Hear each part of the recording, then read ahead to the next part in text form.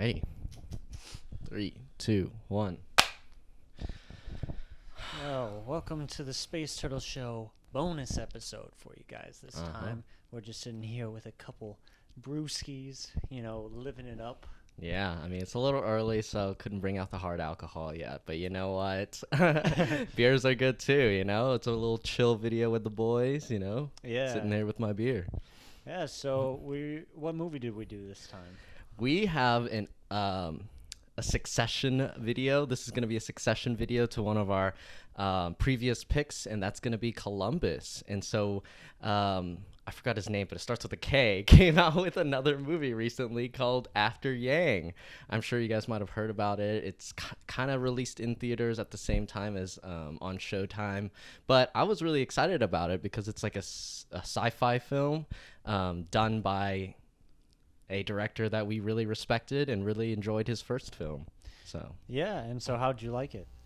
I really liked it. I think that just to preface things, I did like Columbus more, but this one was an awesome and visually beautiful sophomore film. If it is his sophomore film, I'm not going to check my facts right now, but I think it is. His second film, and I think he's a wonderful director that knows how to treat the audience in a mature way and dive into moments and themes that are very subtle, yet he I guess marinates all of the things in his film to give us something new that we haven't seen before. Yeah, he does a lot of good things with his thematic and conceptual work in this film is very good, and that's what you want in a sci-fi movie. So he's got that going. I thought the movie was very good. I didn't think it was perfect. I don't think it was as good as Columbus either. There's some things I didn't love, but all in all, very, very good. Yeah, very enjoyable, and at a 1 hour and 36-minute runtime, it was just like the perfect length to enjoy the beauty, but not get bogged down by some of the thematic questions that sci-fi generally gives. A lot of the time sci-fi movies tend to be a little long just because there's a lot of traveling and self-searching that needs to take place during these are we human, what are memories type questions, But in this film, I thought that one of the, I wouldn't even say criticisms, but one of the thoughts that I had was that the themes and the questions that are tackled in this film weren't exactly the most original or the most cerebral, but it just fit perfectly in the 1 hour and 36-minute runtime to get us encapsulated with these characters and follow their journey and not, get boring. Yeah, actually, to me, I disagree with you a little bit. Okay. I thought the pacing could use a little bit of work. Okay. I just felt like at some point, like 3/4 of the way in, it stagnated a little bit, and it just kind of hit the brakes. So for me, the pacing didn't work as well, even though it was only an hour and a half, which I found to be surprising. But that's one of the few critiques I have of the film. But yeah, it doesn't,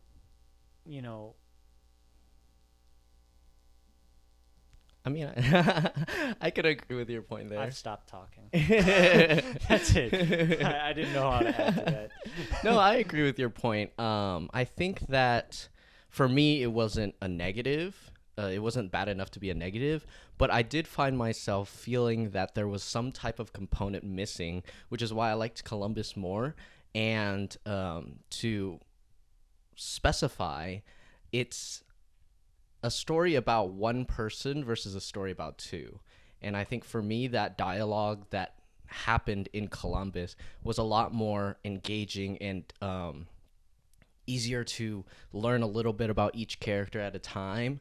That made the movie a lot more fun to watch, I guess, and the visuals were almost in the background of the characters. They kind of like discuss it to learn more about themselves. In this movie, the visuals were magnificent and so beautiful, but the main character is pretty much just Colin Farrell and his like relationship with his daughter that's strained, and finding out about this robot that has like memories, I guess. And so I did find that it wasn't perfectly engaging the entire time, but it wasn't necessarily a negative for me. It was just that it's a different type of movie when he focuses on one character versus two. And although I preferred him focusing on two characters, I thought that Colin Farrell's acting was insane. And honestly, I feel like he's so underrated because he can go from this movie to like playing like the Penguin. Very different roles, that's for sure. Uh-huh. And he plays in The Lobster as like a really like um I guess like monotonous or monotone type person as well. And I think that range is really exciting, and he doesn't get enough recognition because he doesn't play these like flamboyant type people, except for the Penguin actually. But well, actually, yeah, he does sometimes. So, have you seen In Bruges at all? oh no, I haven't. He's famous for that too, and he's way off his rocker in that one. But it just shows like how he's able to tackle any character. Like any, I don't doubt Colin Farrell anymore. If someone says Colin Farrell's playing this role, it's like, okay, it's going to be fine. Yeah, even if it's the Penguin, you know? At first I was like, oh, okay. And then set pictures come out and I'm like, all righty, I'm on board up for this. I'm so surprised that worked. That was the last time I doubted Colin Farrell. It's never going to happen again. Never again. But I actually want to talk about that too. I hate to say, oh, I really like this movie and then talk about things I don't like, but just naturally came up. I wish he actually spent more time with Colin Farrell's wife. Mm-hmm. I thought she was a great character and she was underutilized in the story, and I felt like you could have added more if you had included her more. Yeah. If she had more of a chance to be a part of everything. It felt like Colin Farrell not telling her what's going on. A lot of times it just felt a little manufactured. Mm-hmm. It felt like stress that, it possibly could have happened, but I feel like the story would have been better if you had seen their relationship more and seen two sides of this human experience. Yeah, I totally agree as well. I actually was thinking that it might go in this direction, the narrative, but hoping it wasn't, that he would find some like video of her like cheating on him or something like dumb in the memories or something like that. Yeah. So I was like, please don't let that happen. And it didn't, which is great. But that brings up another smaller criticism, but still one. Anyways, it's just that by not leaning into some type of reveal or twist discovered in the memories, it made the wife and the family seem like a very perfect like entity, whereas Colin is the only one going through issues, like of course the kid, his daughter, was like sad that Yang had died, but she had her own struggles that weren't touched on much in the bullying, and the wife didn't really have they didn't explore any of her job. She just like disappeared for a while, so it created that he had to like pick the daughter up or something like that. And yeah, so she just seemed like the perfectly reasonable and unemotional, well, I guess emotional, but in the right ways. It just made Colin Farrell seem like the only one struggling with real character flaws. And although that's great and watching him grow is great, I think if you have like a family dynamic like that, tackling a family dynamic of loss and struggle is a lot more interesting than one person's like disconnect to his perfect family, And ironically enough, this is a very rare situation where I feel like if you added more scenes and you increased the wife's role, the pacing was probably going to be better. Yeah. And it would have been more inviting in that last kind of end of second act, beginning of third act. That could have been enhanced by adding more scenes. So if it was like an hour 45, an hour 50, but we understood the family dynamic a little better, that actually probably flows faster than an hour and a half. That's a little cut short. Mm-hmm. And I also think that the director is so perfect at creating this tranquil atmosphere and this rational conversation that it almost makes me miss a bit of um, abrasiveness that occurs in real life, you know? Like in Columbus, they rarely ever yell at each other. They rarely ever really argue, except for like one moment. But like even then, it's like subdued arguing. It's like, which is really nice and it's really like refreshing to see. But in this movie, it's like this family never like yells at each other. They just kind of talk calmly all the time. Um, and like there's conflict, but there's not like a stake in it. And I think that that kind of hinders a little bit of the runtime as well. Yeah, and just to go off that a little bit, because I want to say something I like about the movie, because I do really like this movie. I swear.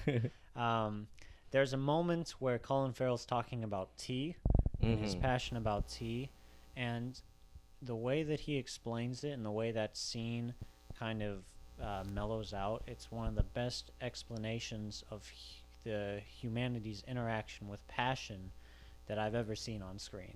How many times have I seen it? Like, not that many, but I think this did it very well, and it's a aspect of humanity that isn't addressed in the same way very often, and it hit very hard. Yeah, the passion or like the need to seek something, and the quotes that I was reading some of the facts that the director took from his like favorite authors and that type of stuff really encapsulates that, like not necessarily liking the taste but just being like enjoying something and like learning about it, you know. Yeah, it's about the taste, but it's not all the taste. Yeah, but it is the taste. It's not all the taste. And then Yang having to be confronted with that type of thing that he's missing but actually has it was a really interesting dynamic. One of the things I wanted to talk about with you was the sparse but impactful use of like out of time syncing of the voice and like images. You know, I was wondering what you felt about that, because for me, I enjoyed it a couple times, but sometimes I was a little bit confused about what the purpose of it was, you know.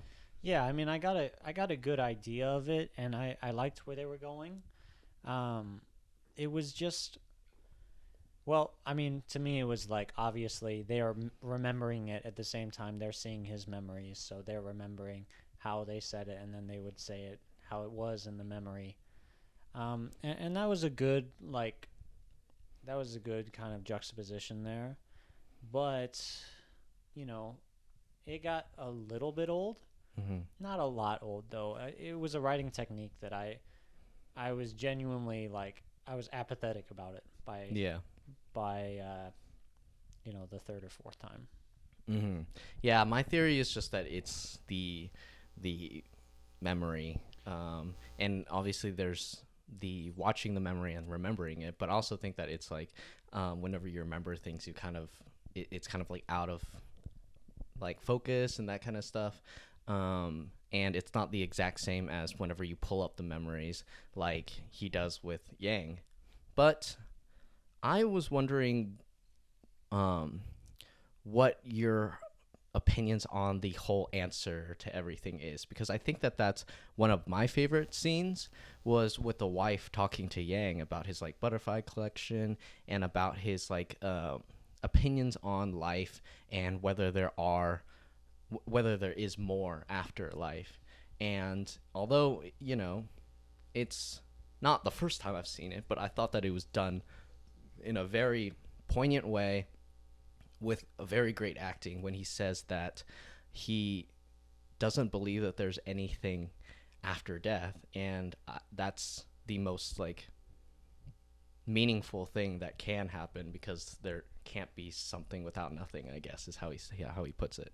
Yeah, and I liked that scene. I definitely did. It's just that I've heard those lines before, and I've kind of understood that idea for like a little bit now. So I don't necessarily feel like they added so much, and at the same time, a lot of this movie was just like, oh, let's look at life, like this is so beautiful. Let's look at all the questions, and in that way, it kind of got a little trite. Mm-hmm. And I think that's what you were saying before. Like some of the questions they answered were unoriginal in some ways, but the characters I enjoyed, and I liked the direction and and how they assessed it visually. Mm-hmm. So it's not like the scene bothered me, but it didn't really hit me probably as hard as it did you, I guess. Yeah, I think it just made me think because of the wife's fear, and maybe you could have experienced this in other movies too. So I'm not saying that like this movie did something particularly different, but it did make me think about the nature of an existence after death being needed because of people's fear of like nothingness, But he turns it on his head, and this idea is not new, but I think that the reaction and the understanding of the characters that are human versus the ones that are not gives a kind of an interesting scene where it displays the human nature to fear things, I guess.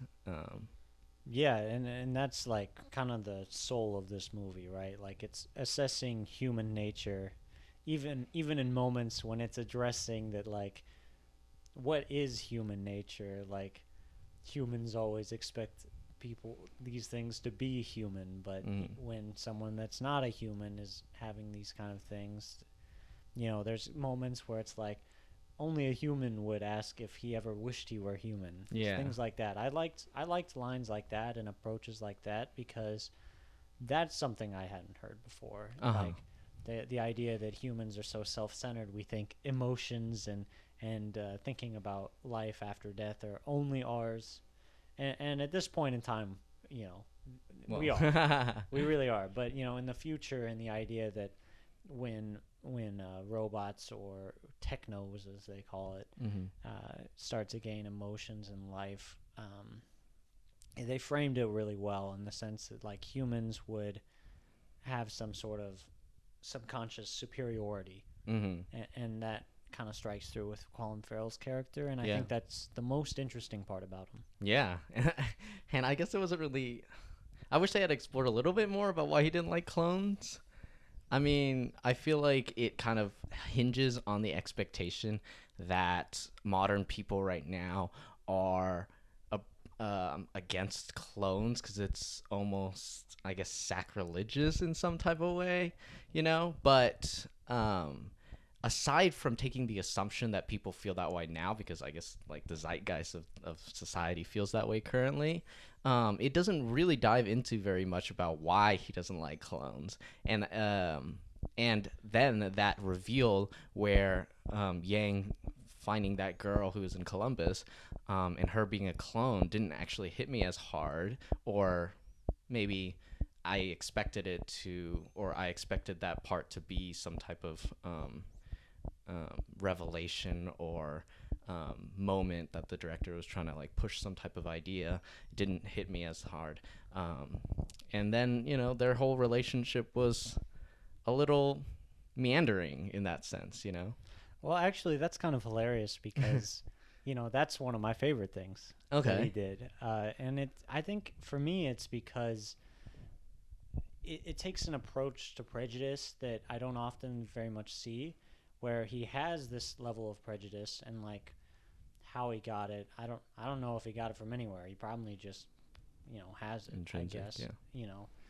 Is the idea behind the film, and in this experience, as he's looking through Yang's emotions and understanding his kind of memories and his core ideals, he's slowly becoming less prejudiced. That's so true. Scenes where he visits the neighbor's house, I Yeah. guess that's all it is, and he gets berated for being against clones, and then like the neighbor's like, I'm so sorry about that. But it's just like, it's situations like that where I feel, that's I don't see that very often on screen, where everyone's so polite about prejudice and like the social norms of the area, and his tone to his own prejudice is very much like he's regretting it clearly. Mm-hmm. So in that way, I appreciated it.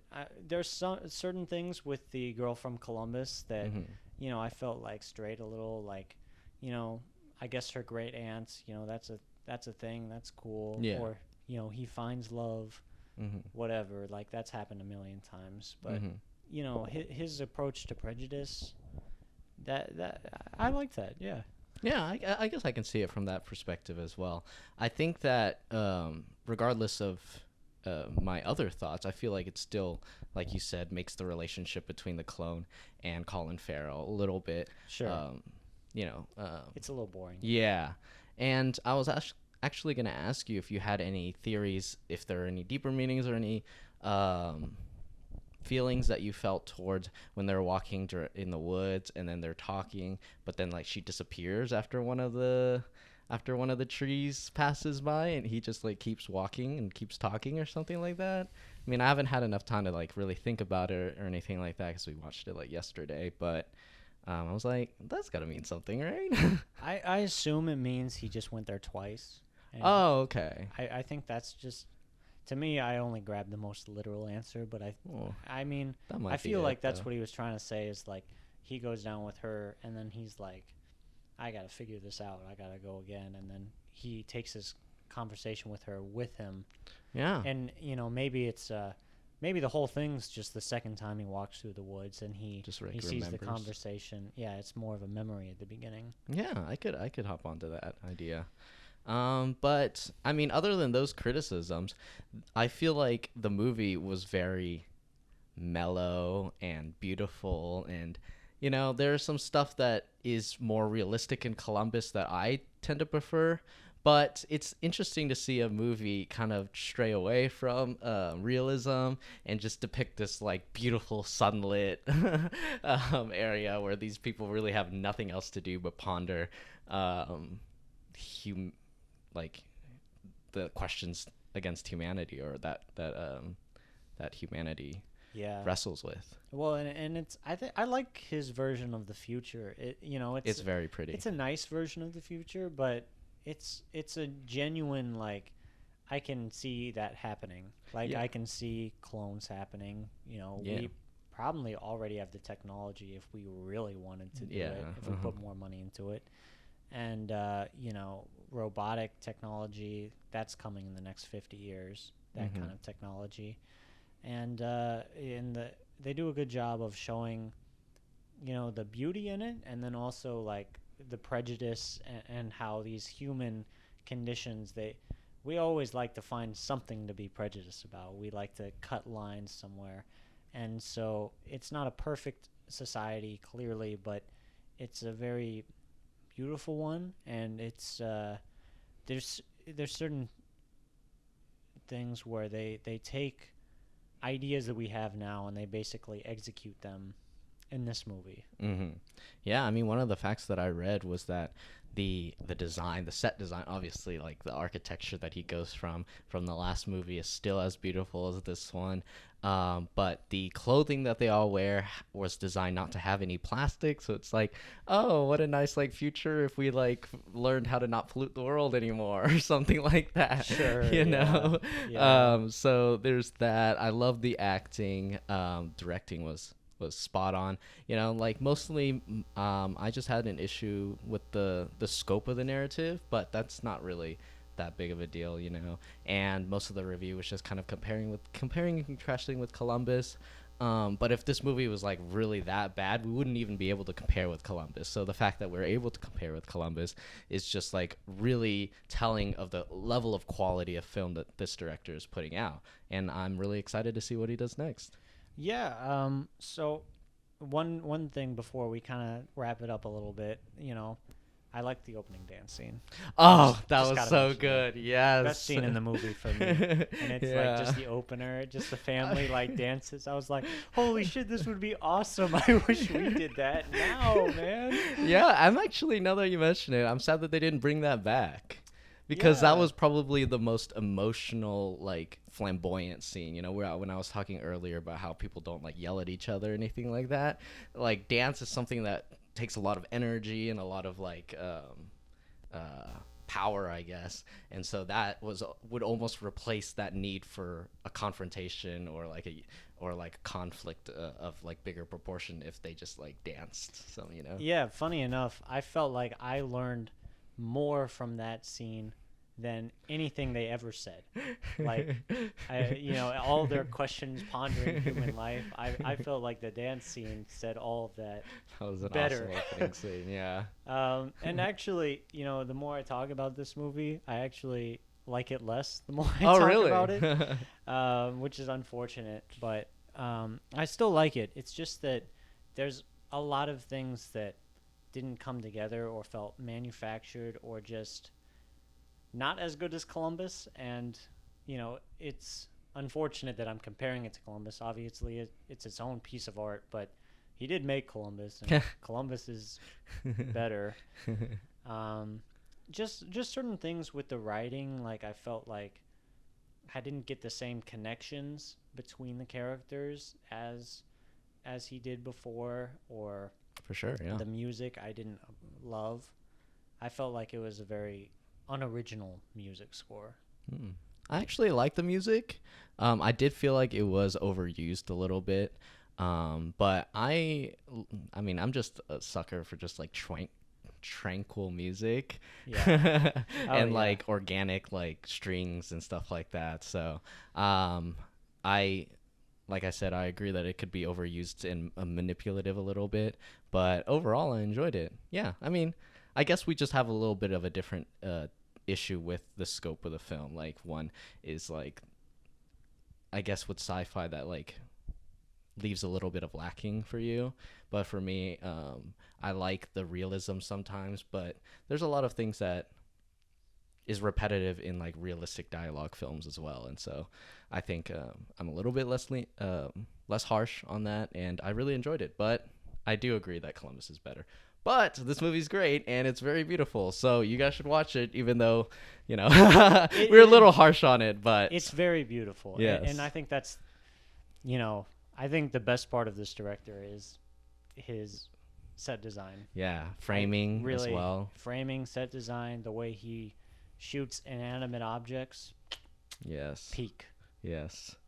So that's it for me. Yeah, that's it. It makes me want to drink tea now. Oh, yeah. Anyways, bye.